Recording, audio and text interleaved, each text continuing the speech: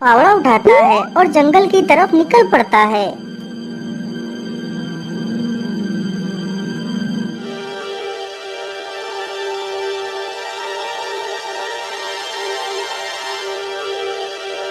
कहाँ पर खुदाई करो, कहाँ पर करो। हाँ हाँ, ये जगह ठीक रहेगी। इतना सोचकर वह कुम्हार वहीं पर मिट्टी खोदने लगता है। कुम्हार की पत्नी एक हाथ से अपनी बेटी को उठाती है और दूसरे हाथ से टोकरी को उठाकर अपने सिर पर रखती है और जंगल की तरफ निकल पड़ती है।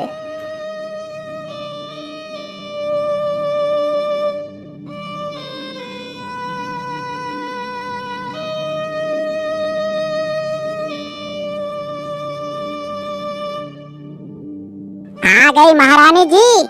मुझे तो लगा था कि तुझे आने में बहुत देर हो जाएगी, लेकिन तू तो समय से पहले ही आ गई। चलो अच्छी बात है। चल अब जल्दी से मिट्टी को टोकरी में भर। कुम्हार की यह बात सुनते ही बेचारी चंदा मिट्टी की टोकरी भरने लगती है। कुछ ही देर में चंदा टोकरी भर लेती है और टोकरी उठाकर अपने सिर पर रख लेती है। टोकरी को सिर पर रखने की वजह से अब वो अपनी बेटी को नहीं उठा पा रही थी। अजी सुनिए ना, मैंने टोकरी को सिर पर रखा हुआ है, इसलिए मैं अपनी बेटी को उठा नहीं पा रही। कृपा कर आप हमारी बेटी को उठाकर मुझे दे दीजिए। यदि मैं नीचे झुकूंगी तो टोकरी की सारी मिट्टी नीचे गिर जाएगी। मैं इस बच्ची को उठाकर तुझे दूं? ये तूने सोच कैसे लिया? मैं इस जन्म में तो क्या, आने वाले अगले जन्म में भी इसे छूऊंगा तक नहीं। और अब तू मेरी सुन, मैं अब घर जा रहा हूँ। तू जल्दी से मिट्टी लेकर घर पहुँच। तू चाहे इस बच्ची को लेकर आ या मत आ, लेकिन यदि तू मिट्टी लेकर नहीं आई तो तेरी खैर नहीं। इतना बोलकर कुम्हार वहाँ से चला जाता है। हे भगवान, अब मैं क्या करूं? यदि मैं मिट्टी लेकर नहीं गई तो वह मुझे बहुत मारेंगे। मैं दोनों को एक साथ लेकर नहीं जा सकती। मैं ऐसा करती हूँ, पहले मिट्टी लेकर चली जाती हूँ, फिर अपनी बेटी को आकर ले जाऊंगी। इतना सोचकर कुम्हारी मिट्टी की टोकरी लेकर चली जाती है। बेचारी मासूम बच्ची वहीं पर बैठे बैठे रोती रहती है। तभी उधर से कुछ गाय चरते चरते वहीं पर पहुंच जाती हैं।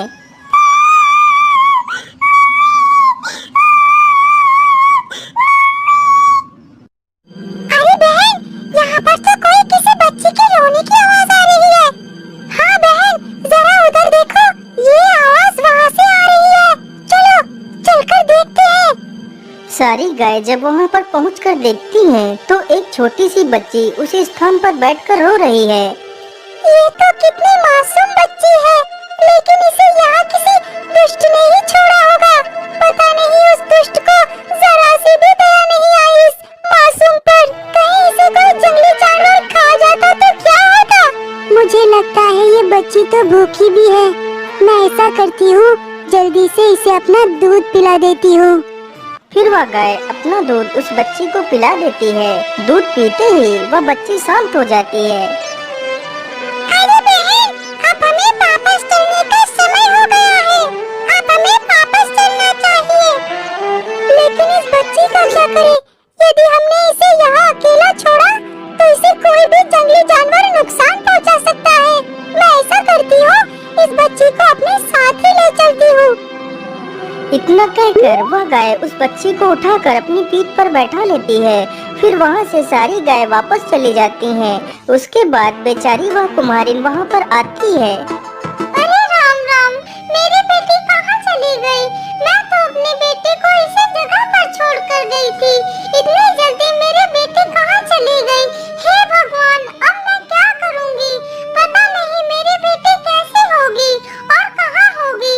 हे भगवान, मेरी बेटी की रक्षा करना।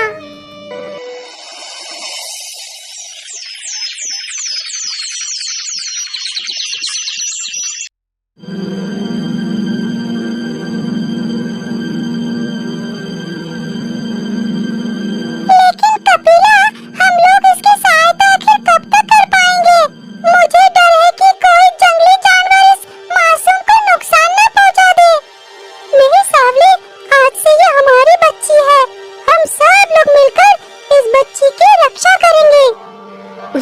से वह सारी गाय उस बच्ची को अपने साथ ही रखने लगती हैं। सारी गाय जहाँ भी घास चरने के लिए जाती थी तो साथ में उस बच्ची को भी ले जाती थी। धीरे धीरे समय बीतता गया। वह बच्ची उन्हीं गायों को अपनी माँ समझती और उनका दूध पीती तथा उन्हीं के साथ खेलती थी।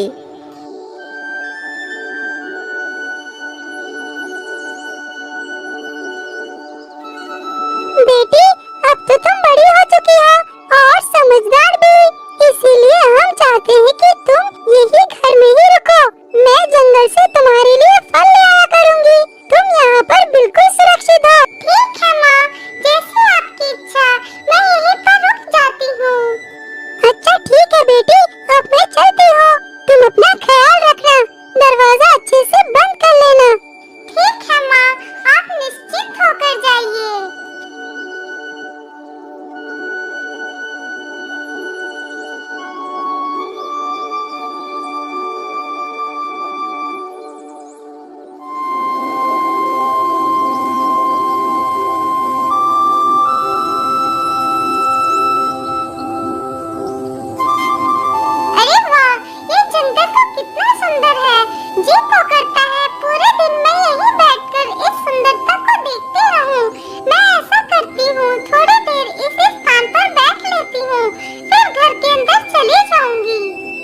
इतना सोचकर वह लड़की वहीं पर बैठ जाती है।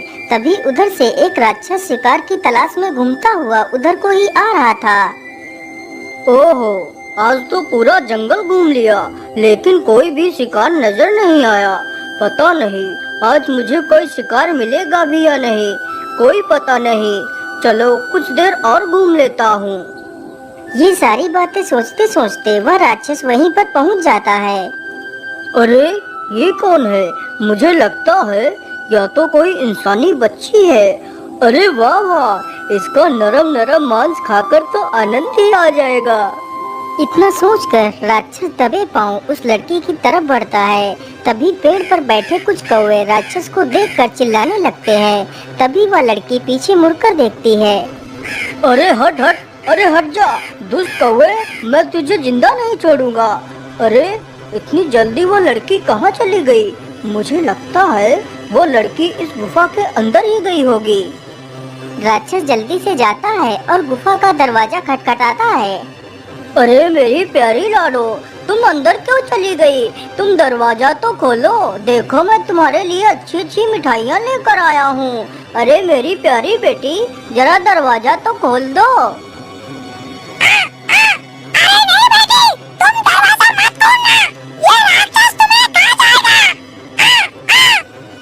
अरे दुष्ट कौवे, मैं तुझे जिंदा नहीं छोड़ूंगा। इतना कहकर राक्षस कौवे के पीछे भागता है। कौवा जल्दी से वहाँ से उड़ते हुए एक नदी के किनारे पर चला जाता है। तभी वह राक्षस एक बड़ा सा पत्थर उठाता है और कौवे के ऊपर फेंक कर मारता है। कौवे को पत्थर लगते ही वह घायल होकर नदी में गिर जाता है।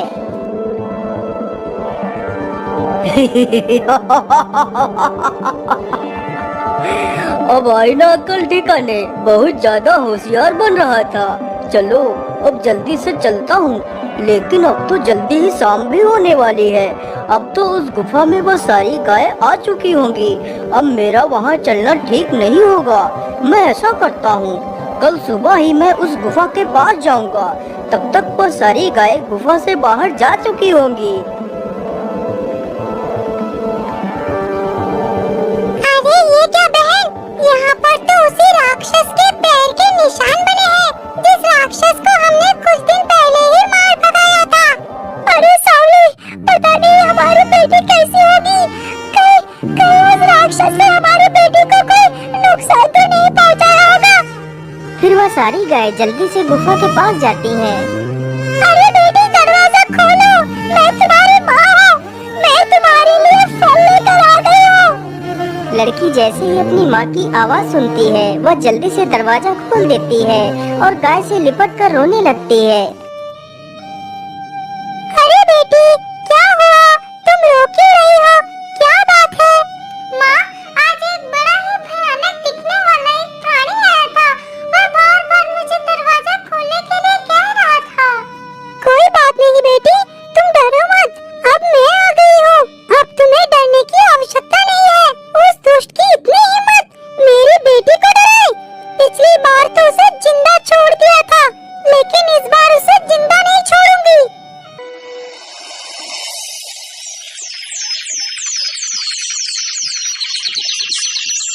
अगले दिन एक भी गाय जंगल घास खाने के लिए नहीं गई। सारी गायें वहीं छिपकर बैठ गईं। उधर राक्षस फिर से उस बच्ची का मांस खाने के इरादे से गुफा के पास आता है। अरे मेरी प्यारी बेटी, जरा दरवाजा तो खोलो, देखो मैं तुम्हारे लिए क्या लेकर आया हूँ। राक्षस के बार बार बोलने पर भी जब दरवाजा नहीं खुला तो राक्षस को बहुत गुस्सा आया। ओहो, मुझे लगता है तू ऐसे दरवाजा नहीं खोलेगी। अब तो मुझे दरवाजा तोड़ना ही पड़ेगा। राक्षस जल्दी से एक बड़ा सा पत्थर उठाता है और दरवाजे पर फेंक कर मारता है तो दरवाजा अपने आप खुल जाता है और राक्षस अंदर चला जाता है।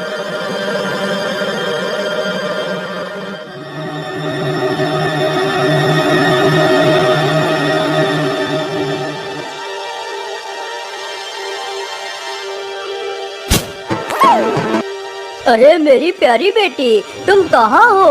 देखो मैं आ गया। हाँ हाँ मेरे प्यारे राक्षस, मैंने तुम्हें देख लिया। तुम आ गए हो, इसीलिए मैं भी आ गई। अरे तुम लोग यहाँ पर कैसे आ गई? तुम तो घास चरने गई थी। अभी तुझे अच्छे से बताती हूँ। इतना कहकर सारी गाय उस राक्षस पर टूट पड़ती हैं। कपिला बहन, मुझे छोड़ दो। आज के बाद मैं इधर कभी नहीं आऊँगा। अरे भगवान, क्या मुझे छोड़ दो।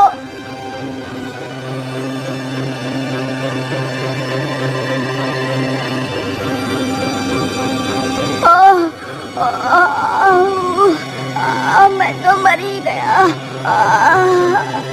इतना कहकर वो राक्षस वहाँ से भाग खड़ा होता है।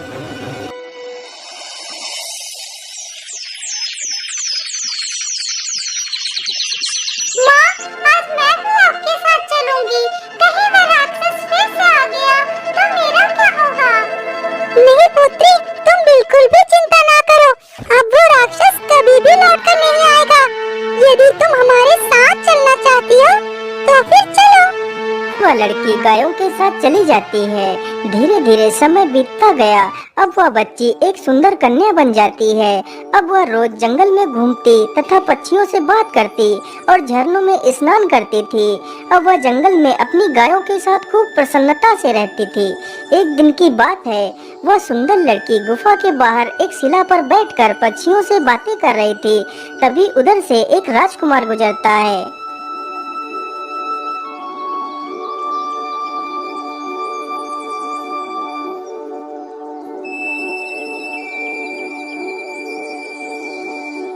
अरे वाह, ये लड़की कौन है?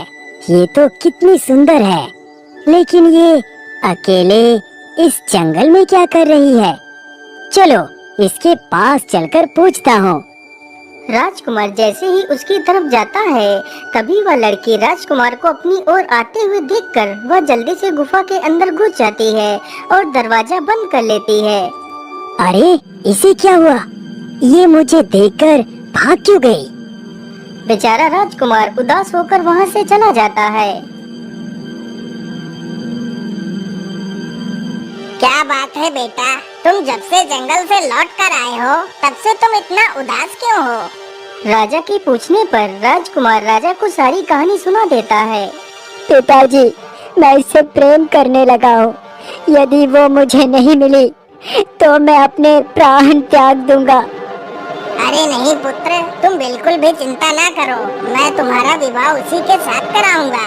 अरे सैनिकों, जंगल जाओ और उस सिंगल गुफा में एक सुंदर कन्या रहती है। तुम उसे पकड़कर हमारे पास लेकर आओ। राजा का आदेश होते ही सैनिक जंगल की तरफ निकल पड़ते हैं और जल्दी ही गुफा के अंदर घुस जाते हैं। अरे ओ लड़की, तुम हमारे साथ चलो, तुम्हें महाराज ने बुलाया है।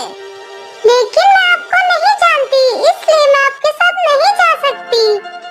अरे सैनिक भाइयों, मुझे लगता है यह लड़की ऐसे नहीं मानेगी। चलो इसे बंदी बनाकर ले चलते हैं।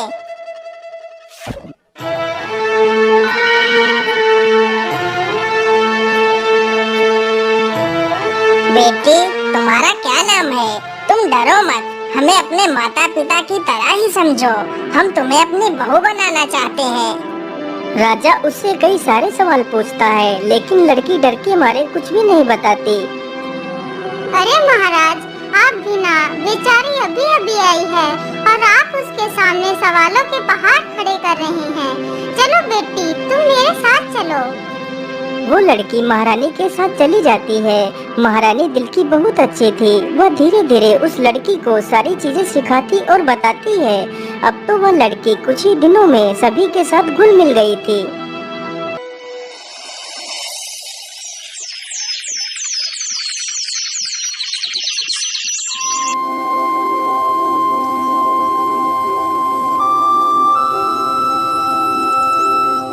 अरे बेटी, अब तो तुम हमें भली भांति जान और समझ चुकी हो, इसलिए अब मैं तुम्हारा विवाह अपने पुत्र वीरवर से कराना चाहती हूँ। इस पर तुम्हारी क्या राय है बेटी? माता जी, आप जैसा कहोगी मैं वैसा ही करूँगी। फिर उस लड़की का विवाह बड़े ही धूमधाम से उस राजकुमार के साथ हो जाता है। एक दिन की बात है, वह लड़की अपनी गाय माताओं को याद कर रोने लगती है। तभी वहाँ पर राजकुमार आ जाता है। अरे प्रिय, क्या बात है? तुम रो क्यों रही हो? तुम्हें क्या कष्ट है? राजकुमार जी, मुझे मेरी माताओं की याद आ गई थी, इसलिए मेरे आंसू आ गए थे। पता नहीं मेरी सारी माताएं किस हालत में होंगी। आपकी माताएं कितनी है महारानी जी? फिर वह लड़की अपनी सारी कहानी राजकुमार को बताती है। अच्छा अच्छा, ठीक है महारानी जी, मैं आज ही आपको आपकी माताओं से मिलवाने के लिए ले चलता हूँ। राजकुमार तुरंत उसे अपने रथ पर बैठाता है और जंगल लेकर पहुँच जाता है।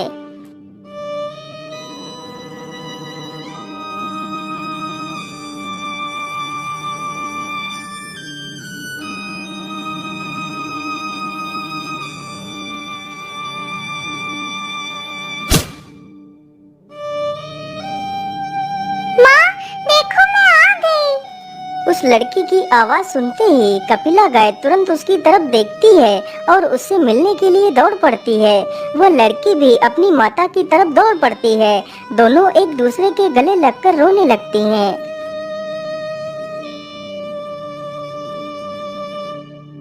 पुत्र, तुम मुझे छोड़कर कहाँ चली गई थी? मैंने तुम्हें कहाँ कहाँ नहीं ढूंढा।